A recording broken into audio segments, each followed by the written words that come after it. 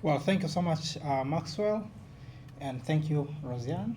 Yeah, first of all, I would really love to congratulate both of you for the efforts that you are showing towards establishing the African community. Before, when I was studying at UEF from 2016 to 2018, we used to have the African Association, Student Association, and thanks to Isaac and his peers, I think they are the one who started it. So we really celebrated our unity back then. Unfortunately, I heard it somehow it went inactive. Yeah, but that was something very good. It used to bring people together. We used to tell about African culture. So, and many people were enjoying. Yeah, many people are enjoying our presentations, getting to know about Africa. And in fact, I met a few people who are not African, and they said, you know what, we never knew that Africans are this much. Yeah, because we have been taught the opposite by our parents. Literally, I met one lady from Germany, and she told me that thing. So she really was glad after engaging those programs. So these programs are really something. They're really great. Yeah, they help to give the education at least. So I will be discussing about breaking the stereotype. Just continuing the discussion where Roseanne mentioned also that it is tough for an African, to live in and not just Europe. I would say maybe most of the corners of the world. It is difficult for an African to survive there. You have to prove yourself. You have to conduct yourselves in a way that you can be very safe. That is really, really tough. Yeah, so to begin, who am I? These are self-given titles. Nobody gave me these titles. Yeah, so I believe I'm a community developer. Whenever I go, I try for some reason to initiate a community because I just feel like doing so. But also, I believe I'm a natural leader. I'm a photographer as well, videographer. I also do some live streaming, not professionally. Like I'm not a trained professional like my friend over there. My friend is called Suman. He's a professional photographer and he's actually helping me out. But he's really professional. I'm not trained professionally. Yeah, but I am a photographer. I also do some content creation. I believe some of you have seen my videos on TikTok, LinkedIn, Facebook. I have some knowledge on digital marketing. I haven't used it for some time now. I'm starting to forget even some of the things, but I'm also a mentor or a coach. And I participated once in the Talent Hub mentorship program, the last one. And I look forward to continue to do another mentorship to international students. All of this just to help out newcomers to figure out how to conduct themselves in this place. Well, I will discuss. How much time do I have, Roseanne? Sorry. Ask Maxwell. Maxwell, how much time do I have? Because if you let me, man, I 10, will. 10, 10 minutes. 10 minutes, 10 man. I minutes. was gonna use 1 hour. Of course. Well, thank you. Then I will go a little bit quick. So we'll discuss about why having the right stereotype matters, but also which ways should we look into in order to overcome stereotypes specifically against Africans. But also I will have few suggestions to us as African community on things that we could do in order to do better in relation to the stereotyping. So let me discuss briefly why having the right stereotype matters. I put here a question. Did you know that stereotype is not the same as racism? How many agree that these things are not the same? My brother, what's your name? Bernard. Yes. Do you think, is it the same thing or are they different? They are different. They are different. Yeah, indeed. So many people do confuse. I think there is a very thin line between them. And now what I will be speaking here is what I believe, what I've come to learn so far. So I may not be correct. I may not be correct 100%, but this is what I believe and what I've come to learn. So I believe the whole world has very, very small racism. It could be less than 5%, the whole world. very few people can be really resistant. Somebody to be resistant, it means they know about you 100%, but they just hate you. They don't want you to have certain benefits, not because they don't know about you, but they just hate you. For me, that's racism. But for stereotyping, we will have people who will deny you some benefits. They will deny you access to some of the things, not because they hate you, but because they believe you don't deserve because of some things. They are misinformed in some way. So I believe the major part of world is stereotypical. And that's one of the things which we are victims of in the big part. And everybody is stereotypical in some ways, because if you remove stereotype, it will be difficult to have any discussion. Imagine someone is calling you from Ghana and asking you, so how is Finland? Should I come or not? Then you have to explain a little bit. Okay, well, Finnish people are very kind, something like that. People do that. But yeah, if you say Finnish people are kind, you are already stereotypical, because not everyone is kind. So most of the time people do explain based on the interaction they've had with a few people. And that's what everybody does. But the difference is some stereotyping works for some people, some works against some people. Unfortunately for us as Africans, most of the stereotyping about us, they are working against us when it comes to interacting with other people. So I define stereotype as a collective name with attributes. You're just given Nigerians are this way, or Tanzanian are this way, or Ghanaians are this way, which everyone does, and there's nothing wrong about that. And this may not may be correct or incorrect. Or in other language, I can say stereotype is like the name which precedes you. I may try to associate this with a brand.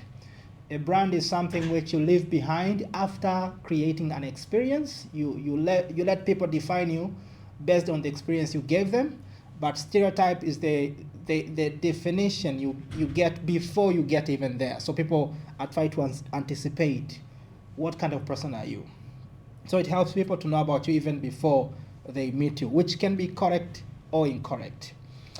And now, because I said stereotype is a collective name, I wanted also to give this statement from one of the wise book, which says, a good name is better than riches, and favor is better than gold and silver. And this also may take us back to our discussion in primary school. For instance, in my country, we used to discuss between money and education, which one is better. So this is one of those discussions like, if you get money, then why a good name should matter? It doesn't really matter if you get the riches, something like that. But the good name is better. And why is it better? Because having a good name establishes the favor. You become the favorite. And and when you become the favorite, that means you will have doors of opportunities opened up for you, even when you don't deserve it. And this is very actual, because even here in Finland, discussing about jobs, most of the time you will be hearing Finnish language. You need Finnish language to get this job. My brothers and sisters, I've seen people who spoke no Finnish language, and yet they were allowed into the jobs with their very poor Finnish language, and they learned in their jobs. Why? Because somehow they were in the favor zone. So opportunities were opened for them. But also it gives more room to growth. Some of the people whom, for instance, the stereotype work for them, they are always allowed into the jobs. They get time to build experiences. They get time to correct their errors. But you, fellow African, you are being denied. If it happens under pressure, somebody says, okay, please, let's give them an opportunity. You are given an opportunity, and you make one error. It's easy somebody to say, you see, we told you these guys, they can't do it. But it's easy to allow somebody else to make mistakes if already has a good name, already has a good favor. So another thing, this was the third point, it gives room to growth. So you have many second chances if the name works for you. People, they will say you are just human, you just did a mistake, try again. Yeah, but also this gives the chance to confirm the stereotype. If you have a good name, people will listen to you. For instance, I attended one event which happened last week. It was the healthcare schools and other institutions. They were presenting to different businesses about the contribution that is done by the foreigners or international talents in Finland. And something which really moved me there is that there were specific presentations which were about some specific groups of people. For instance, we heard the presentation of people from India. We had presentation from people from Vietnam, although we know these are the countries with some sort of an agreement with Finland. So the Philippines, Vietnam, India, and Brazil, they were presented there. And people were talking on behalf of their talents. We are this much. We are hardworking. We can deliver what we promise, something like that. But that happens after somebody has accepted your name, like, we can trust on this guy. Then you're given a chance to present. I will accept. Someone is requested to join, right? Okay, you can do that. Great. Yeah, so you are given the chance to confirm the stereotype. If it's wrong, you can tell people, guys, that's not true. If it's true, you say, yes, that's what I am. But last, it gives the chance to establish or to tell the story. You can establish now your own stereotype if you're given a chance to speak. So that's why having a good name matters. You're being given different chances. So now I'm going to be stereotyping also against Africans. What drives our action, as far as I believe? Number one, I do believe that we've been raised in a culture where material satisfaction matters before establishing a good name. Seeking for a favor, sometimes we do things just to be favored. Now, for instance, I can use our example is Tanzanian. This doesn't feel good, but we have heard a lot of politicians, even in the parliament, they are not daring to tell the truth, maybe against the government, because they fear for their lives. So they have to praise so that maybe they may be appointed to some big offices. Yeah, but also desperation. Sometimes you are forced to make decisions because of the limited environment. For instance, we can accept just to do World because it is the only available option for now. Yeah, though I'm not saying doing World is bad myself, I'm doing World, and we will be meeting in the street sometime. Yeah, but when you accept this as your life from now, so that becomes one of the factors. So building a good name stands very last for most of the people, as far as I understand. So what ways should we do in order to overcome negative stereotyping against us as Africans? Number one, we need to start to speak up for our name as Africans. And for me, I can say we are all one thing, though some people don't like it when we are being told Africa is one country. Yes, we are not one country, but I do believe we are one people. Yeah, so we need to speak for our name. And we need to be intentional about this, because sometimes you may be angered by your political leader in your country, and then after that you meet a group of white people. All things you can say is that we are corrupt. We are corrupt. We are uneducated. We are stupid. Those are the things which you may be speaking very not seriously, but someone will take it and they will tell it to their children, and their children treat it like this was confirmed by an African. Like, these guys are corrupt. And they will not isolate only the political leader you were angry against. They will take it to everybody. Yeah, so if you won't speak up, probably nobody else will. And also be a good advocate for your name. Speak up for your name. And also be the one who does the good deeds. This is very important, because I've also met some people who have chosen to be careless. As long as there's no boss in the door, there's no white man looking, they just throw the trash randomly. They just do things carelessly. Yeah, sometimes if it happens, people notice, they just confirm, because already this is on our name. So somebody just confirms, you see, I told you, these are Africans. Even ourselves, we have been seeing and confirming that as Africans. And don't make yourself like a slave by doing good things to everybody, but don't be the one who chooses to do things badly. So everything you do it well. There is a saying which says that whatever your hand finds to do it with all your mighty, which means that just do it well. Also strive to use your abilities. I gave an example of some people accepting to just do World because of circumstances.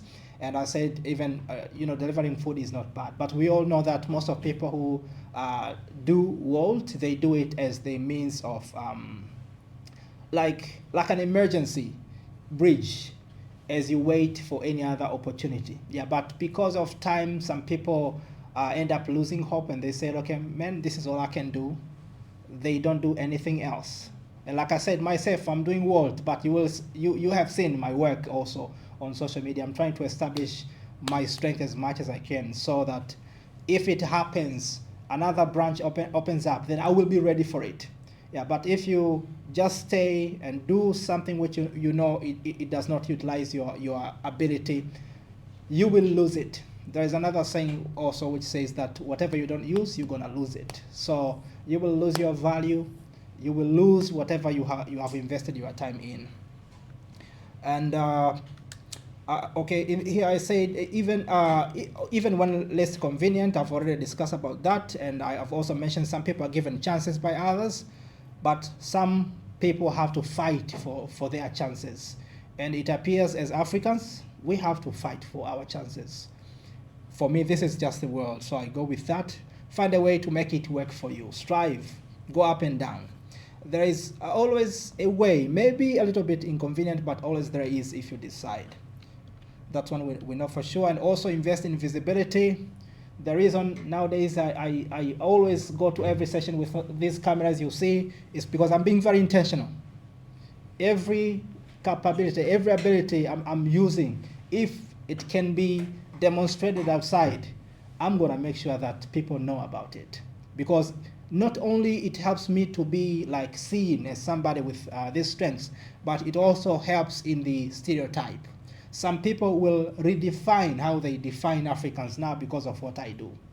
So if you all do, and the consistency is seen, then we will change some definitions. And also learn how to influence. But also another way to overcome stereotypes is to learn to support each other. We are each other's primary sources, again, because we are the ones who are being denied most of the opportunities. That means we don't get access to resources that many other people get. But it doesn't mean we don't have any resources. We are the resources. If we decide to come to support each other, we can get started to do something very big. And we can give each other a chance to grow. And it doesn't have to be material support, but even something simple like encouragement, advice, recommendation. When I came to Finland for the first time, I saw someone, and I was in need of a job actually. And someone, a fellow African, was working in one of the company, and he was, according to what he told me, he had the ability to recommend somebody to be hired. And I asked him, can you recommend me please so that I can do that job? It was Posty. And he took some time to think, and then he said, I'm sorry, I'm not going to recommend you, because if you mess up, you will ruin my name. So he didn't recommend me. I don't know, maybe stereotyping being one of them, because he thought as an African, maybe I'm going to ruin that work. But he would rather recommend someone else. So that's it. But if you can start to recommend somebody, of course, maybe I could have done it bad, but if you had given me a chance, I could have learned and maybe prove otherwise. Be intentional, overcome a feeling of jealousy. Sometimes it is always there, like a fellow African is doing better than you. Overcome it. It's always there. You cannot deny it.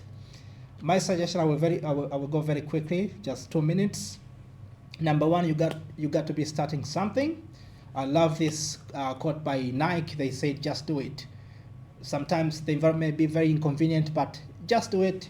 You may not finish what you start, and people may laugh at you by not finishing, but definitely it will leave you at a point, at a different level than where you were before you started. So start something. Most of us, I've discussed with most of Africans, they have amazing ideas, but they will say, I will not do it because I don't have money, because I don't have support. The Finnish government does not value my talent, so I'm just gonna do Wolt. You got to start something up, but also be part of the society. As far as I've been able to see in me going around different towns, I've lived in almost 5 towns up to this moment. Joensuu, I've gone to Vanta, Espoo, Mikkeli, Kuopio, and which one? Maybe Espoo? I don't know, I can't even remember, but up to about 5. What I noticed is that as Africans, we are always isolating ourselves from other social activities which concerns Finland. Be it the Independence Day, be it any other social day, as long as it is not related to job, seeking, it's like this is not us. For me, all I can say is that though some of the Finns, they complain that immigrants, they come here only to enjoy on the benefits. What I can try to retranslate is that maybe they don't know what they're complaining, but they mean what they're complaining. What they mean is that when they are going through other really societal things, they see us not caring. Like I said, if you listen to their stories when they discuss about Independence Day, they always talk about how they have struggled to get out of Russia. They were being attacked by Russia, so they had to come very, very close. So whenever the Independence Day comes in, they meet, they talk about these things. But for us, we only pass from far, and they can see us not caring in any way. But if we start to also engage in these programs, even if it doesn't promise any job, it somehow helps to redefine, like, okay, these guys, they also care about us. But if we come here, you may have a job. After they complain about the benefits, they will start complaining about the jobs. Now they are taking our jobs because they don't feel that human connection. But I believe if we start this to build the human connection, it should be helpful. Last, we should learn to support each other. Like I said before, we are each other's resources. Yes, and I would love to finish by saying that I've created the groups on Facebook, LinkedIn, and WhatsApp. I've called them Kuopio Talents Community. I'm trying to bring everyone international. And when I say international, I don't mean foreigners. So it could be a Finn, it could be a non-Finn, to bring them together as a community where we can discuss and start to do some things together, just to come together as talents and figure out some of our challenges together. So you may join these groups and be active, initiate some things, suggest some ideas you want them to be done, something like that. Yeah, so that's all I have. Sorry I took most of your time. Thanks so much. Thank you. Muragimana, if I say correctly. Yeah, thank you for this wonderful question. Very, very important one, because for some reason it reminds even me that I have a home that I need to develop. Yeah, but being honest, I think we can all tell that it is very difficult going back home to invest. We can see the corruptions in our governments. Sometimes it is very disappointing. We can see the cultures that we have left behind. Even your family members, sometimes you send money, you want to build a project for your siblings, and they eat that money away. Yeah, so it is difficult, but I would say this. I think we need maybe 2 or 3 things if I can be able to align. Number one, we need to first come to a conclusion that you are able to actually do something, because that's one of the things which cripples us. Yeah, we come to Europe, we do our masters, our PhDs, but still after the graduation, most of us don't believe that we can do anything. We are waiting for help from a particular employer. And only limited opportunities are given to people from employers. But most of the people, they remain unused because we don't believe we can do anything on our own. But number 2, maybe we need to be intentional about helping back at home. If you become intentional, which I will combine with number 3, decision, you have to decide that you want to invest back in our home countries, and you have to be intentional about it. Being intentional means even when you encounter corruption from a particular leader, that should not stop you. You just find the other way that can make it possible. Even when your siblings eat away your money, you still have to find the other way to make your dream come true. Otherwise, many people have ended up saying, I will never again send any money back home because all of my projects, they are just dying away. Yeah, I think that's all.